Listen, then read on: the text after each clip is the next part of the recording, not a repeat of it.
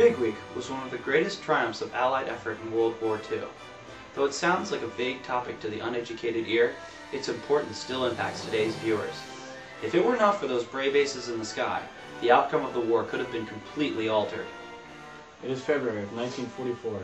The German army still puts up a strong front against Allied troops and continues to advance. One of the Germans' greatest resources is the Luftwaffe, or Air Force, which contains countless aircraft and experienced pilots. But all of that was about to change. In 1943, General H.H. Arnold, commanding general of the United States Army Air Forces, sent a telegram message to the U.S. 8th and 15th Air Forces, stating that the planned Allied landings in France, codenamed Anvil and Overlord, would be impossible to achieve unless the German Air Force was completely wiped out. In an excerpt from the telegram he stated, "Therefore my personal message to you, this is a must, is to destroy the enemy Air Force wherever you find them, in the air, on the ground, and in the factories." Thus, Operation Argument was formed. Its mission was simple: launch a continuous offensive against the German fighter arm by bombing the fighter production factories, while simultaneously shooting down experienced fighter pilots in the air. This plan was precise and effective, but had one problem. It did not take the weather into account, and therefore was put aside until more desirable weather conditions arrived.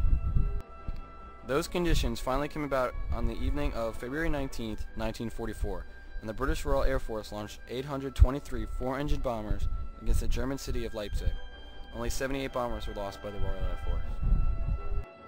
The next morning, on February 20th, the United States Army Air Force launched 1,008 bombers, consisting of B-17 Flying Fortresses and B-24 Liberators, escorted by 661 fighters, composed of P-51 Mustangs, P-47 Thunderbolts, and P-38 Lightnings. 12 key targets in Germany, including Leipzig, Brunswick, Halberstadt, and Gotha, were bombed and their aircraft manufacturing facilities were destroyed. That evening, the Royal Air Force's Air Chief Marshal Arthur Harris sent out 598 bombers against Stuttgart.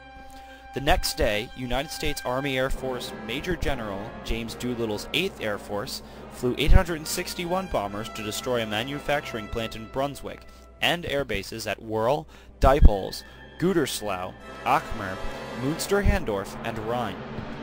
The United States Army Air Force suffered a loss of 16 aircraft, whereas Colonel General Hans-Jürgen Stumpf's Luftflotte Reich lost 33 fighters. On February 22nd, the weather changed for the worse, which resulted in many bomb inaccuracies and accidental bombing of Nijmegen in the Netherlands, resulting in the unneeded deaths of 200 people. 41 aircraft were lost on this day.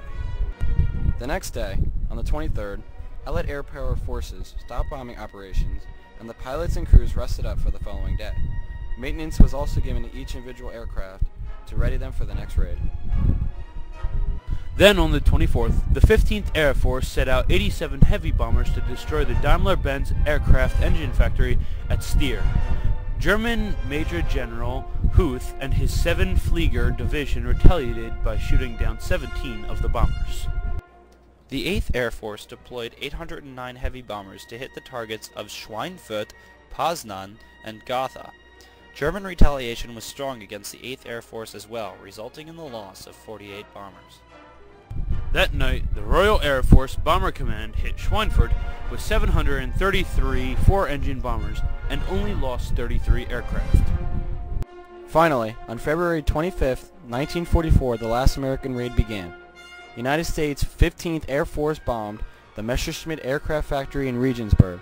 The 8th Air Force hit the rest of Regensburg and then moved on to targets in Augsburg and Forth.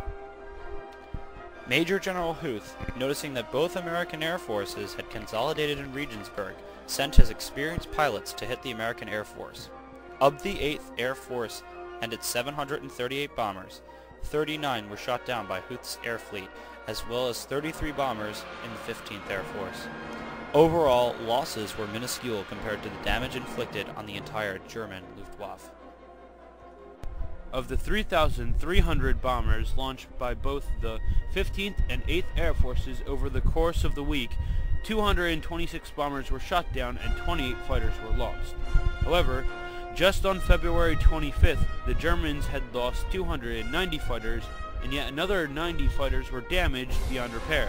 The most significant loss to Germany was the amount of experienced German pilots that were shot down by the Allied air squadrons. All in all, German fighter aircraft production was only slightly affected due to the fact that after the bombings, new German factories began to open up. But with the loss of Germany's experienced pilots, the Luftwaffe would never have the same skill or power again during the war. Perhaps the most significant tactic used by Allied air forces in World War II was shuttle bombing. Shuttle bombing can best be described as the launching of an air fleet from one airbase to a specific target to bomb, and then to a completely different airbase along the path of travel.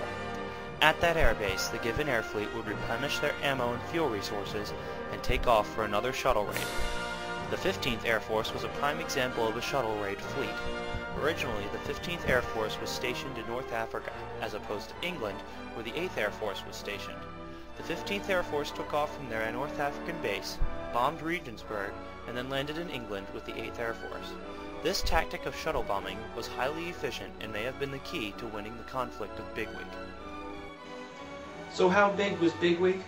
Over 20,000 tons of bombs were dropped over the course of 6 days. Total American losses in aircraft amounted to 254. British Air Force lost 157 planes. However, the German Air Force lost over 600 aircraft. Therefore, without the valor and courage of the Allied air forces during Big Week, the German Luftwaffe would have continued to rule the European skies, and would have turned the favor of the war towards Germany. However, the Allied air forces crushed the German Air Force, demonstrating that even in war, the sky's the limit.